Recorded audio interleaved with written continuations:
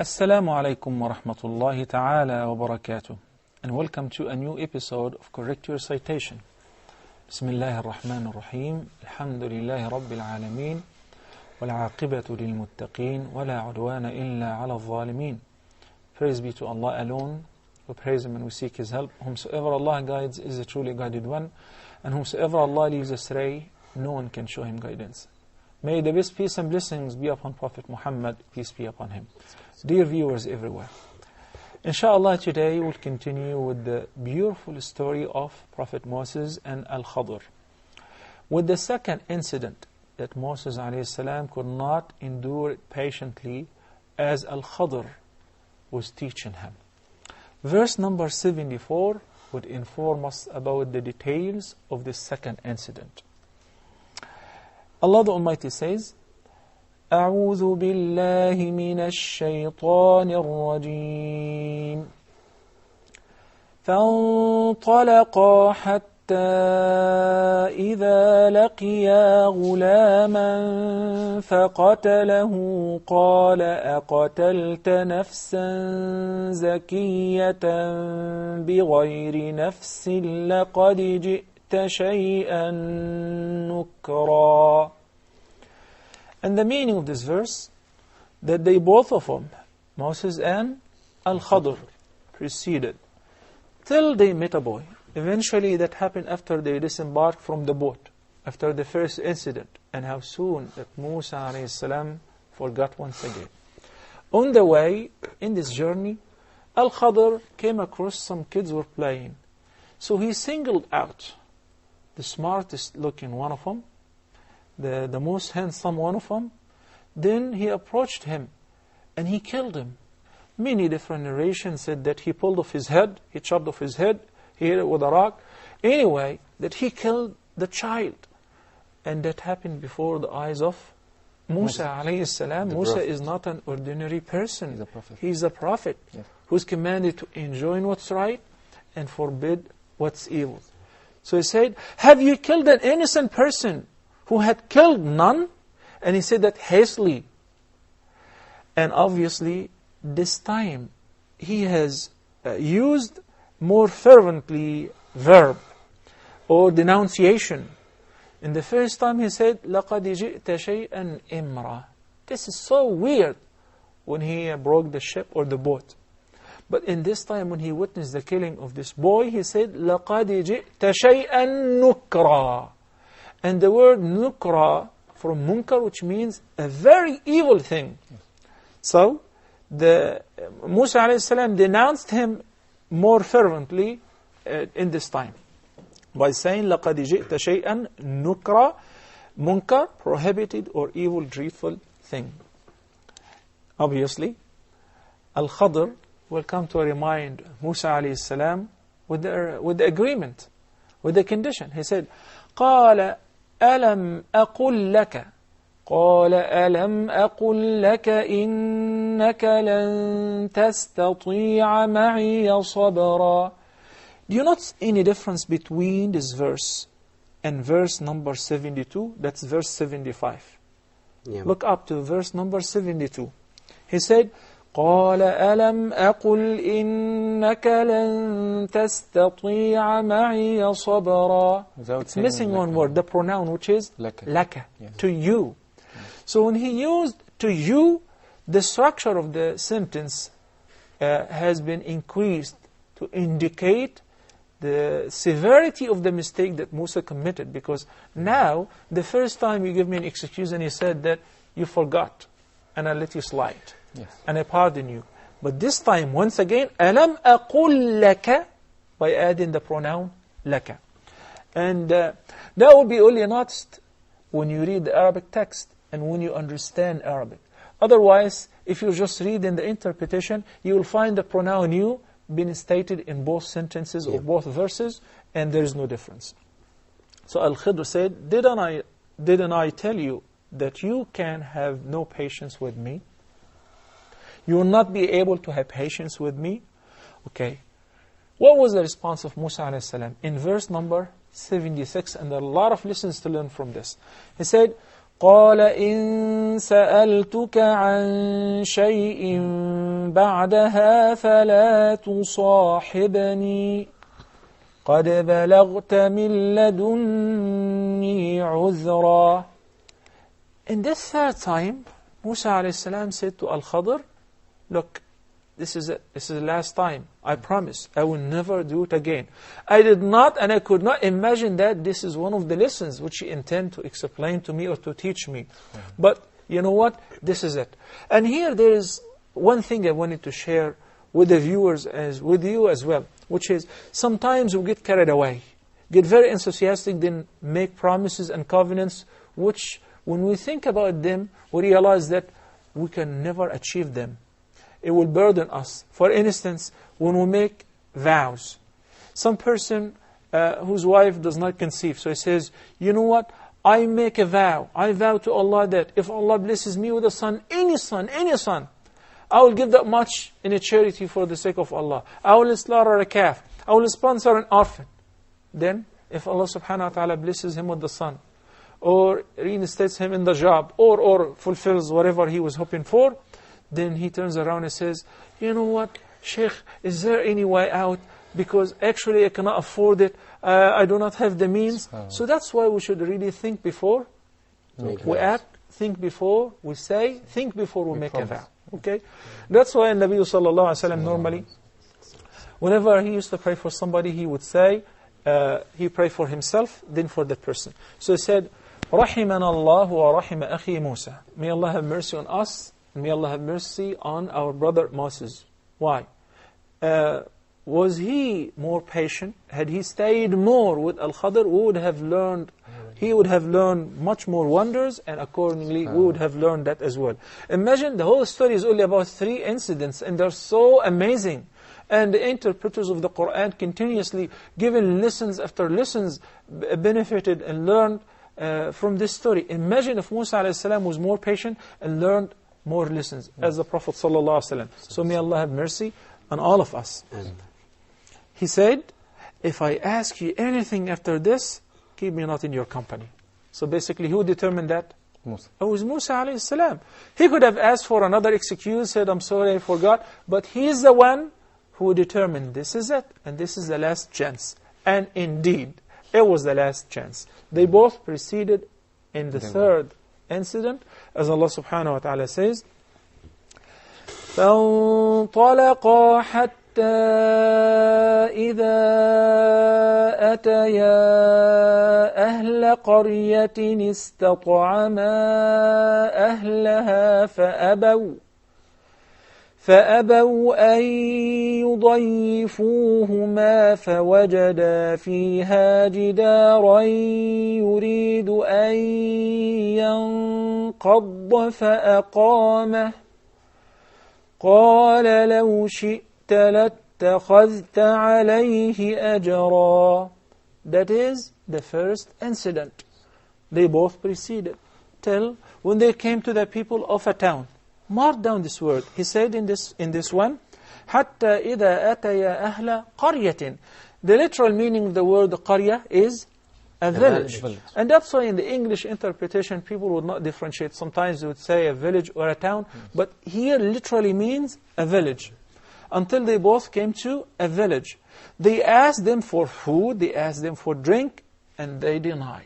They refused. Yes. But they refused to entertain them, Musa and Al-Khadr.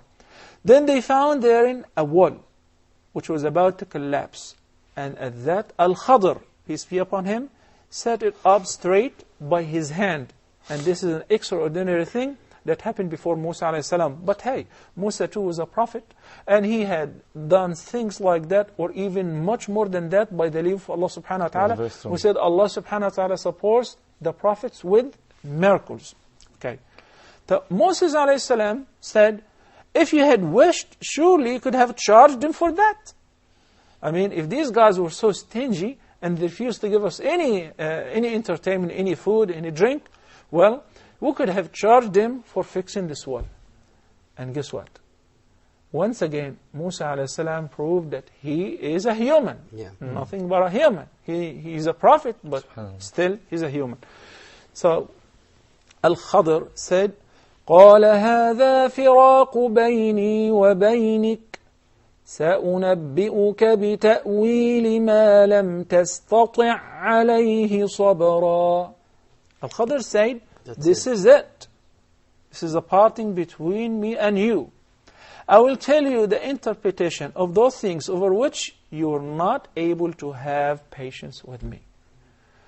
You did not, and you could not have patience in order to wait until I explain to you. And this is it.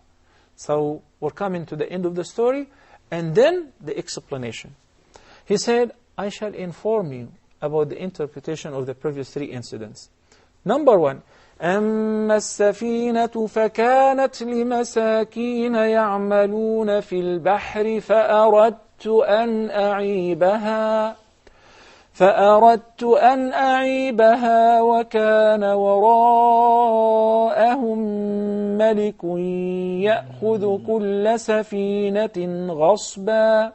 Concerning the first instance, concerning the boat or the ship, it belonged to poor people working in the sea. So I wished and I willed to make a damage in it, to make it look faulty, as there was a king after them who seizes every ship by force.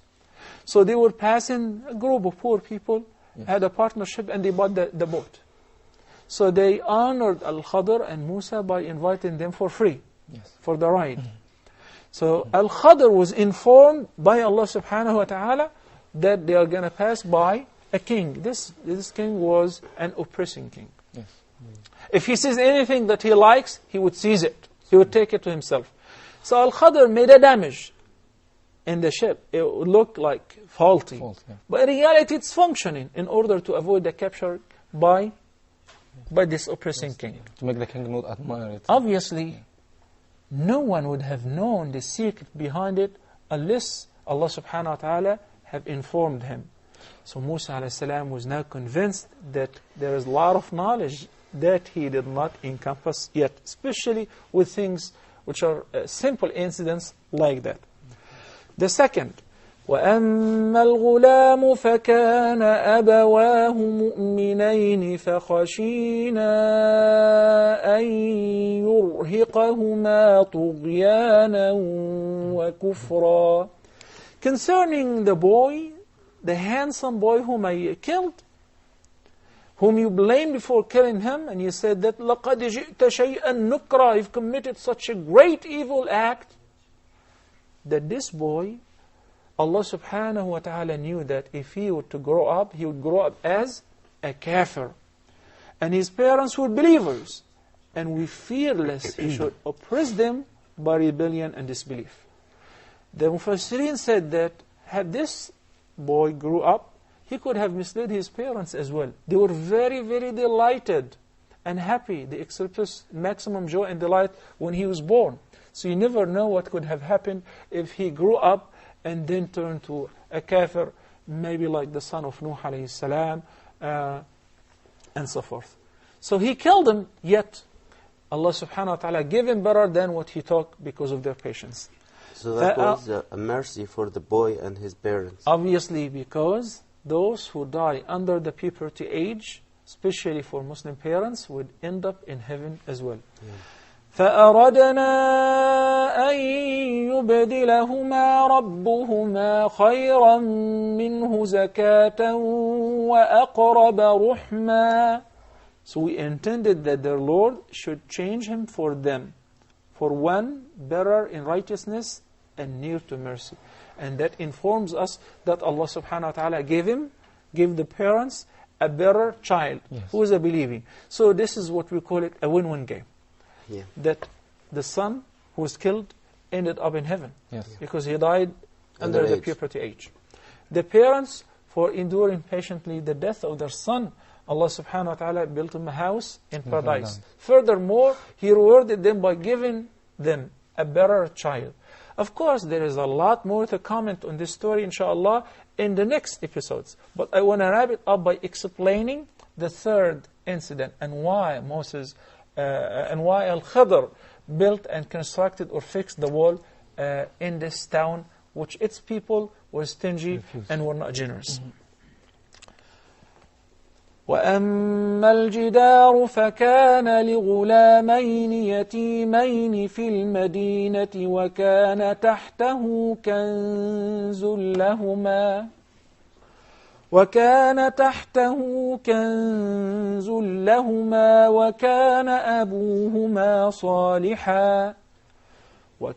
أبوهما صالحا فأراد ربك أن يبلغا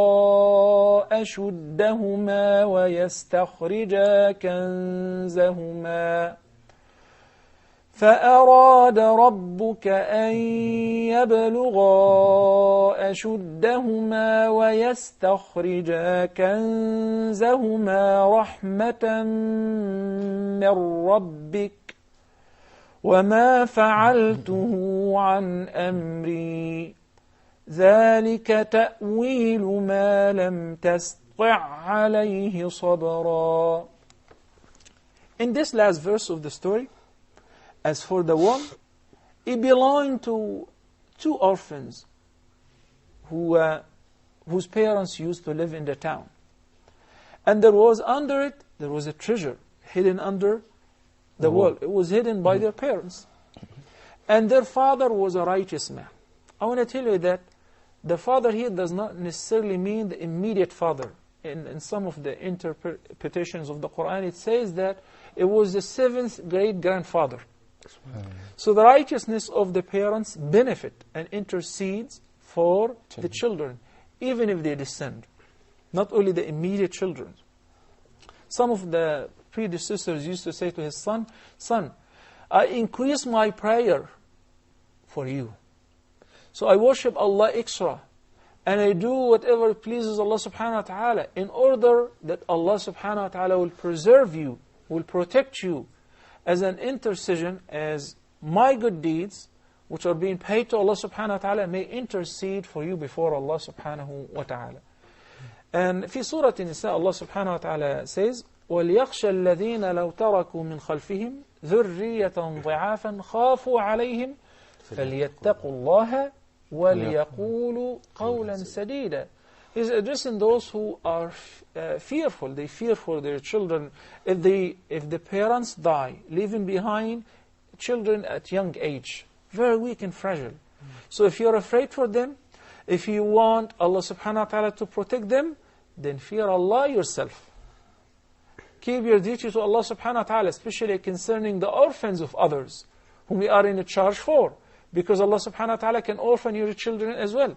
فَلْيَتَّقُوا اللَّهَ وَلْيَقُولُوا قَوْلًا سَدِيدًا. Let them fear Allah and say a righteous statement. Yes. So if one is really fearful for the future of his children, then they should do what pleases Allah subhanahu wa ta'ala. Just one thing I wanted to share with you, and inshallah, there are very interesting lessons. Maybe inshallah we'll learn them in the next episode from this story before we move to the next one. That once I spoke to somebody who used to sell liquor. And I spoke to him repeatedly. I tried to convince him. He said, "Brother, if I quit this job, I will not be able to feed my children." So he thought that this is the job which is feeding me and my family. He said, "I won't be able to pay the rent, I won't be able to settle my debt, etc." So I asked him, "What if you die right now in a car accident? Or you just die naturally without anything? Who's going to feed your children?" He said, "Allah." I said, "And do you think that you are the one who's doing this task right now?" Obviously not. It is Allah subhanahu wa ta'ala who's feeding you and feeding your children and feeding everything that exists, the entire creature. إِنَّ اللَّهَ هُوَ الرَّزَّاقُ ذُو الْقُوَّةِ الْمَتِينَ. Sometimes it is one word, and if the receptors of the heart are open, they receive it and they comply with it. Immediately, the same day, he cleaned up his store and he quit selling what Allah subhanahu wa ta'ala has prohibited. And the good news that in a couple of years, masha'Allah la quwwata illa billah, after he was just living hand to mouth, he became a millionaire. From lawful earning. Because if you leave something that Allah subhanahu wa ta'ala prohibited, out of loving Allah subhanahu wa ta'ala and hoping for His reward, indeed, Allah will give you better than what you give up on for His sake. Brothers and sisters, inshallah, in the next episode, we will learn some more lessons from the story of Musa and Al-Khadr. And hopefully, inshallah Azza Jal, we'll get to see you next time. A short break and we'll return back very soon. Assalamu alaikum wa rahmatullahi wa barakatuh. Recite it every day and do read it loud.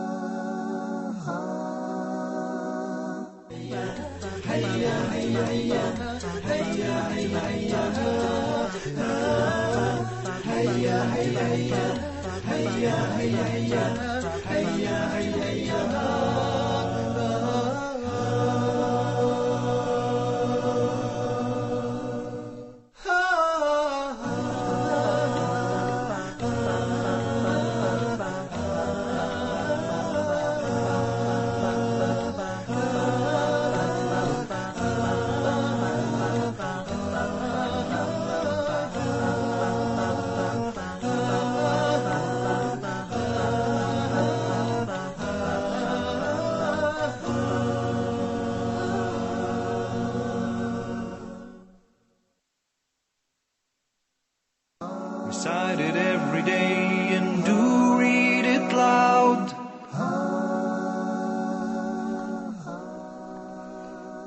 Assalamu alaikum wa rahmatullahi wa barakatuh, and welcome back. In the break, Mustafa, you were asking me a question concerning the difference between a couple of words of Surat Al-Kahf. Would you repeat the question, please? Just asking about the difference between تستطيع and تستطيع. You mean تستطيع. تستطيع تستطيع. and تستطيع. The letter word, there's one letter which has been reduced, which is the ta, right? Yes. Okay. And what else? And تستطيع. So basically, we have in this surah a few words which really, if we contemplate, if we ponder, we have to pause by them and think about them. Such as, why did Allah subhanahu wa ta'ala say, سَأُنَبِّئُكَ بِتَأْوِيلِ مَا لَمْ تَسْتَطِعْ عَلَيْهِ صَبْرًا? Then, after he explained, he said, ذَلِكَ تَأْوِيلُ مَا لَمْ تَسْتَطِعْ عَلَيْهِ صَبْرًا. What is the difference? Even though in English it will be both could and could not. You know? Also, in some cases, Moses, peace be upon him, Al-Khadr said, فَأَرَدْتُ أَنْ أَعِبَهَا. I wanted to make it faulty. I wanted to damage it. By attributing the damage to himself, that he's the one who damaged it. Verses when he said, فَأَرَادَ رَبُّكَ أَنْ يَبْلُغَ أَشُدَّهُمَا, that Allah subhanahu wa ta'ala willed that the orphans would attain the age of strength. Yes. All of that, insha'Allah Azza Jal, and more lessons will be discussed in details, insha'Allah, in the next episode. But today, in this segment, we're going to practice once again the third case of the letters which we may find in the beginning of some of the chapters of the Qur'an. We classified it into three cases. The first one, which a letter that would not be lengthened, that is al-alif. In case of alif, lam, ra, the alif we do not lengthen it. The second case, 5 letters were put together in one phrase, which is حي طهر. حي طهر. These 5 letters are the ha, the ya, ta, ha, and راء. the ra. We said that will give them mad tabi'i, natural mad. How long? How many counts? 2 counts. Only 2 counts, such as taha. And the third case, we said the remaining 8 letters out of the 14 were put together in a phrase. نقص عسلكم. عسلكم, for instance. أو كم عسل النقص. أو نقص علمك. نعم. So anyway, these 8 letters, whenever we see them in the beginning of the surahs, we must lengthen them 6 counts. We said except for one letter, that is Za'ain, because basically we'll treat it as Maddul Leen, not Mad Lazim. Not Mad Lazim. Because the Ya in the letter, in the spelling of the letter Ain, is preceded by Fatha, not a Kasra. So that is which is the case in the Maddul Leen. Exactly. And in the case of al-Maddul Leen, we said it is permissible to lengthen it to shorten it to only 2, or at-tawassut, or 4, or al-ishba' to lengthen it up to 6. So we chose, since we're lengthening al-mad al-munfasil into 4, to also lengthen متصل into 4 حركات. mad al-leen in the case of the ayn 6 to 6 harakat, but as a mad leen, but not as مد mad لازم. lazim. Very good. The first example we have in the beginning of Surah Maryam. We said, Allah subhanahu wa ta'ala says, بعد بسم الله الرحمن الرحيم كافها يا عين صاد 6 2 2 6 and in between the ayn and the sad there's 2. there is 2 harakas, 2 counts for the ghunna of the ikhfa. It's 24 counts in the whole word. MashaAllah. That is the beginning of Surah Maryam. The next letter of نقص عسلكم, the 8 letters of al-mad al-lazim, in the beginning of some surahs, حرف الميم, the letter mim. We have in the beginning of Surah Al-Baqarah, Surah Al-Ra'd, Al-Shu'ara, and Al-A'raf. So let's practice them, because we're going to read them a lot. So we want to know how to read them properly and give them the proper mad. Okay, Ahmed. Yes. The beginning of Surah Al-Baqarah. Read it for us. أعوذ بالله من الشيطان الرجيم ألف لام ميم. Jazakallah khairan. You dropped al-basmalah, because since this is the beginning of the surah, if you wanted to begin with al-isti'adah, then you should also say Bismillah ar-Rahman ar-Rahim. So now, alif, there is no mad. Yes. Lam, 6 counts. 6 counts. And mim, 6 6 counts. Mustafa. Alif lam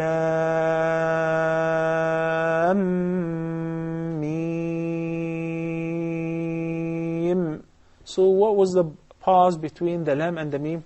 There is Meme. the ghunna. Yes. Right? Yes. طيب, because there was idgham. Surah Al-A'raf begins with the following letters, not a word.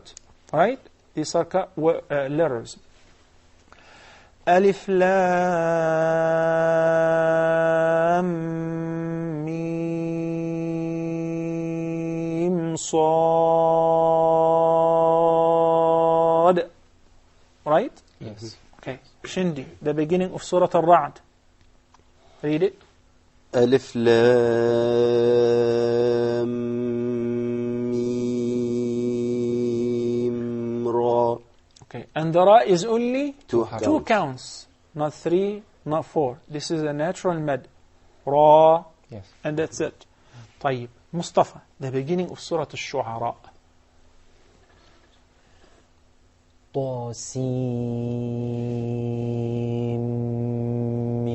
طاسيم. Beautiful. Barakallah feek. Jazakallah khairan. And the beginning of Surah Ghafir, Allah subhanahu wa ta'ala says, Hamim. So I chose the easy one for myself. Ha.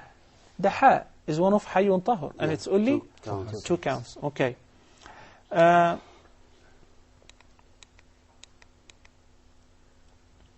حرف السين.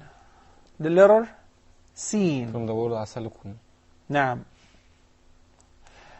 The beginning of Surah Al-Naml, Allah subhanahu wa ta'ala says, طاسين. And make sure when you stop at the sukoon, the letter noon by the end of the seen, as it spells, that there is a sukoon. Yes. You do not move it. It is not voweled. Similarly, the beginning of Surah Yasin. How would you say it, Ahmed? ياسين. Barakallah feek. The letter Lam. It is also mentioned in the beginning of Al-Baqarah, Al-A'raf, and Al-Ra'd, and we already practiced that. Okay. The next, the fifth letter is the letter Noon. Obviously, in the beginning of Surah القلم. Al-Qalam, Allah subhanahu wa ta'ala says, Noon. Okay? Make sure you do not move or vowel And the sukun. the last noon. نعم. والقلم وما يسطرون. The sixth letter is the letter Qaf. Where can we find that? Surah There's a Al-Maryam. whole surah which begins with Qaf. the letter Qaf. That's Surat Qaf. Qaf. And Surah Maryam. Allah subhanahu wa ta'ala says in Surah Qaf in the first verse, Qaf. 6 counts. Yes. That's mad lazim. And Surah Al-Shura. This is what you meant. In the beginning, we have also the letter Ain. Right? 6 counts. And this Ain, we said, we'll treat it as mad leen. Meaning for those who normally shorten al-mad al-munfasil, they will get to recite it with 2 harakas. But for us, we'll get to recite it with al-ishba'. Yes, 6 counts. Okay? Yeah. Or at-tawassut. And it is best to recite it with al-ishba', the super saturated mad, which is 6 counts. So we will say Ayn Sin Qaf. Ahmed? Ayn Sin Qaf. جيد. مصطفى? عين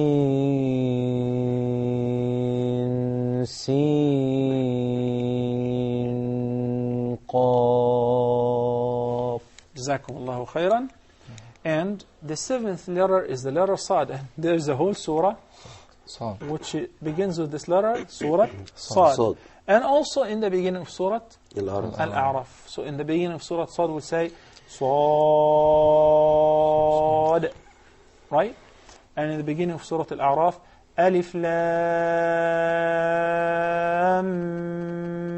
Mim Sad.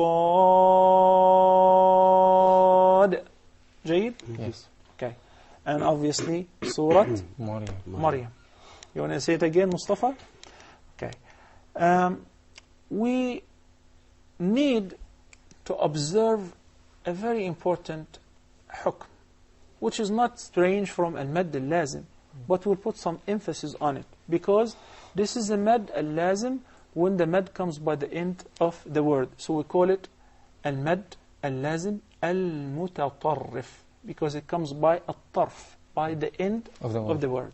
So which stop at the compulsory mad in a word that comes in the end of the word with sukoon, shadd and ghunna, if the last letter was either noon or mim. So even though there is a sukoon, but there will be ghunna. Yes. In Arabic we say بالمثال يتضح المقال. So let's understand what is this equation, how to recite it. Surah Al-Rahman, the word jan. Yes. لم يطمثهن إنس قبلهم ولا جان. How will we say it? We'll say لم يطمثهن إنس قبلهم ولا جان. So I give 6 counts 6 حركات To the alif. for المد اللازم, the alif. Yes. And the noon, since it is mushaddada, that has a shadda, has the symbol of emphasis, that means it consists of 2 noons. The first is with the second, and the second has the vowel of. So I stopped at it. Then I should give it the gunna, 2 harakas, along with the sukoon. I should not move it unless if I am continuing the recitation. Surah Al-Rahman. And without gunna in any other case. So only if the mad al-lazim, or the letter of al-mad al-lazim, is followed by the noon or the mim by the end of the word, then we'll apply the gunna after 6 counts of mad. But if it is followed by any other letter by the end of the word, then we'll only apply sukoon without gunna. Such as في سورة النساء من بعد وصية يوصى بها أو دين غير مضار. Here we'll say غير مضار, and we stop with the sukoon. If I want to continue, I will say غير مضار وصية من الله. The following example, Surat Al-Hajj. فاذكروا اسم الله عليها صواف. So we'll say صواف. And make sure it is sukoon. There is no qalqala. There is no vowels. نور غنة. Right, no ghunna, obviously. So, now you get to say it, Ahmed. غير مضار. صواف. جيد. ما شاء الله لا قوة إلا بالله. We should lengthen each of them. How many counts? 6 counts. Six counts. By that, we're done completely with al-madd al-lazim. There will be just some further more explanations, but by the grace of Allah subhanahu wa ta'ala, we'll wrap it up.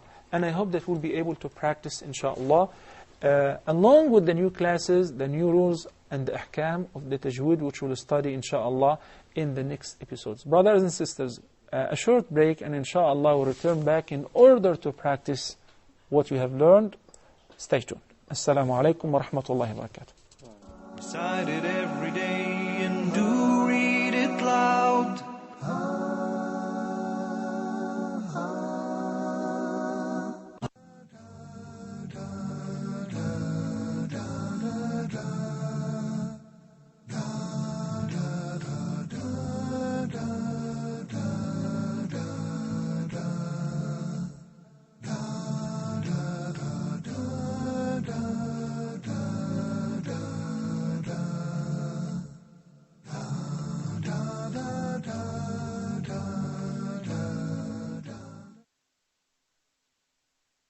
Recite it every day and do read it loud.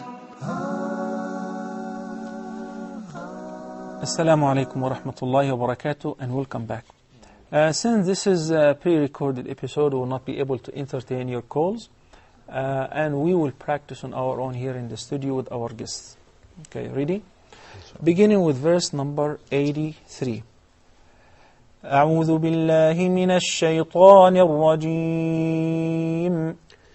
أعوذ بالله من الشيطان الرجيم. ويسألونك عن ذي القرنين.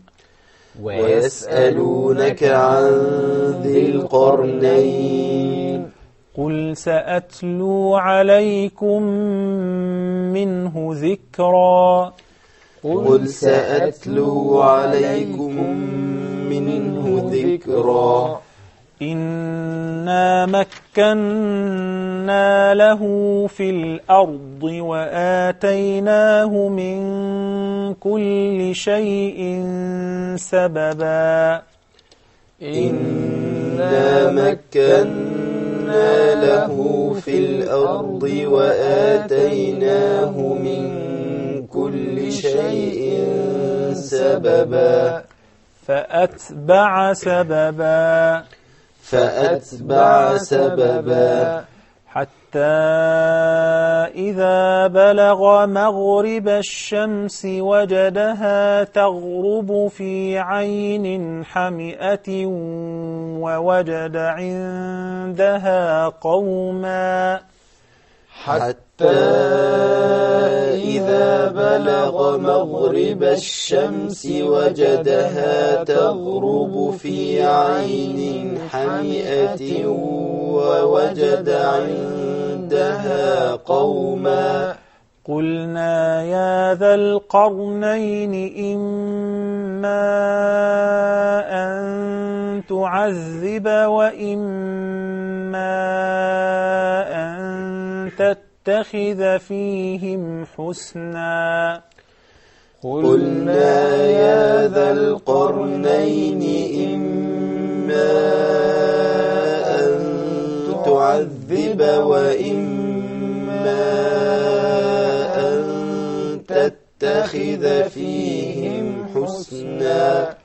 قال أما من ظلم فسوف نعذبه ثم يرد إلى ربه فيعذبه عذابا نكرا.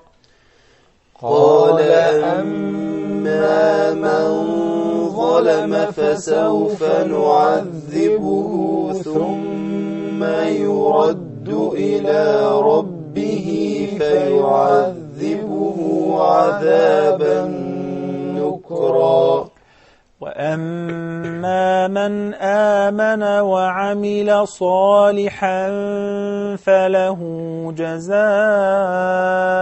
الحسنى وأما من آمن وعمل صالحا فله جزاء الحسنى وسنقول له من أمرنا يسرا وسنقول له من أمرنا يسرا ثم أتبع سببا ثم أتبع سببا حتى إذا بلغ مطلع الشمس وجدها تطلع على قوم لم نجعل لهم من دونها سترا حتى إذا بلغ مطلع الشمس وجدها تطلع على قوم لم نجعل لهم من دونها سترا كذلك وقد أحطنا بما لديه خبرا كذلك وقد أحطنا بما لديه خبرا. Okay, I noticed that I heard khubura, which is not right. Yes. The ba has سكون. a sukun. And the ba is one of the qalqala letters. So we will just apply qalqala and will not give it any other vowel. خبرة. Khubara. And inshallah, when we come to speak about the characteristics and the traits of the letters in details, and we'll learn about al-qalqala as well, that would give us a better understanding of the concept of al-qalqala. Now, I would like to begin by Ahmed, reading from verse number 83 again. أعوذ بالله من الشيطان الرجيم ويسألونك عن ذي القرنين. What is the kind of mad we have here? مد عارض للسكون. للسكون. Yes. And you chose to apply 4 counts. Yes. You said ذي القرنين. Yes. Right? Yes. قل سأتلو عليكم منه ذكرا إنا مكنا له في الأرض وآتيناه من كل شيء سببا No. فأتبع سببا. Why did you move the ta? فأتبع سببا. Right? It doesn't have vowel. It's a sakina. Yes. No. فأتبع سببا حتى إذا بلغ مغرب الشمس وجدها تغرب في عين حمئة ووجد عندها قوما. جيد. Very good. Just remember, when we say بلغ مغربة, what happens? It's easy to fall into that trap and say مغربة. Yes. Because of the غي. Yes. Rather it is مغربة. It's a soft letter. نعم. قلنا يا ذا القرنين إما أن تعذب وإما أن تتخذ فيهم حسنا. بارك الله فيك. May Allah bless you. Mustafa. Next verse. Proceed on. قال أما من ظلم فسوف نعذبه ثم. Look at the ba. It has the pesh. فسوف نعذبه. Right? And we'll go back to the noon with the dha. There is ikhfa. right? So we'll say, listen to this. قال أما من ظلم. Okay? قال أما من ظلم فسوف نعذبه ثم يرد إلى ربه فيعذبه عذابا نكرا. نكرا. نعم. Shindi, didn't you notice that there is مد الصلة in this verse? How many? And where is it? نعذبه, the Okay. first one. And The ha, you mean? yeah. The ha of the The ha pronoun. in the word Okay. نعذبه. No. And إلى ربه فيعذبه again in the. So we say نعذبه ثم يرد إلى ربه فيعذبه عذابا نكرا. Mustafa, every time you see this little wow after the ha, this is the ha of the pronoun. Yes. Him. Okay? And also in the case of the ya, if the ha of the pronoun has a kasra, so it will be followed by a. That means please give it a little mad that's equivalent to 2 counts. Okay? Yes. مد طبيعي, obviously. That's called مد الصلة الصغرى, the lesser connecting mad.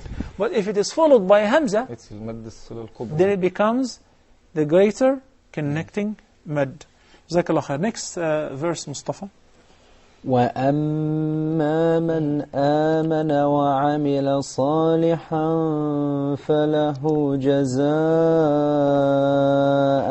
حسنى. Okay, how do you say it? جزاء الحسنى.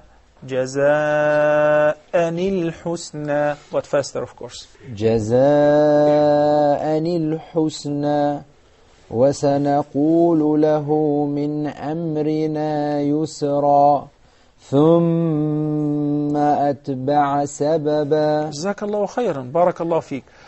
In the last half minute, I would like to listen to your recitation, maybe a verse or two. حتى إذا بلغ مطلع الشمس وجدها تطلع على قوم لم نجعل لهم من دونها سترا كذلك وقد أحطنا بما لديه خبرا. Continue. ثم أتبع سببا. بارك الله فيك. جزاك الله خيرا. Thank you so much. May Allah bless you all. May Allah bless all of our viewers. I ask Allah subhanahu wa ta'ala, since we're approaching the end of Surat Al-Kahf, maybe in a couple of episodes we'll finish the whole surah completely. I hope that many of the viewers, I hope that all the viewers got to memorize the surah, got to understand its meaning, and got to learn how to recite it properly. May Allah subhanahu wa ta'ala accept this work from all of us. أقول قولي هذا وأستغفر الله لي ولكم. سبحانك اللهم وبحمدك نشهد أن لا إله إلا أنت نستغفرك ونتوب إليك. وصلى الله على سيدنا محمد وعلى آله وصحبه وسلم. والسلام عليكم ورحمة الله وبركاته. Brothers and sisters, to increase your iman, read the miracle, recite the Qur'an. Recite it every day and do read it loud. The verses of Qur'an are all Muslims' pride. This miracle was revealed over a long time span, sent from Allah to an angel, then to a man. That man was Muhammad, the best of creation. We were chosen to be part of his nation. He gave us a message, and that was Islam. So read this miracle, recite the Qur'an.